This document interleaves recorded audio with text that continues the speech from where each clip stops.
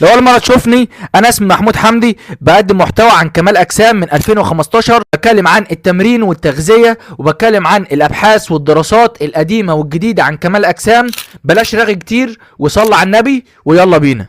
الهدف بتاعك هو اللي بيحدد عدد الايام المناسبه اللي تتمرنها في الاسبوع.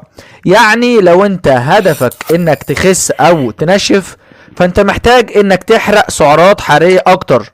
كل ما تزود عدد الايام تدريبك، كل ما تحرق سعرات حراريه اكتر، كل ما هتخس اكتر.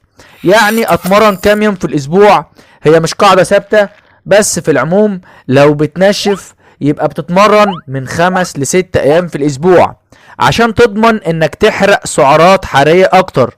ولو بتضخم او بتعمل بالك، وقتها بيكون احتياجك لحرق السعرات الحراريه اقل، فالتمرين هيكون من 4 ل5 ايام في الاسبوع. وبس كده، دي كانت معلومة على السريع.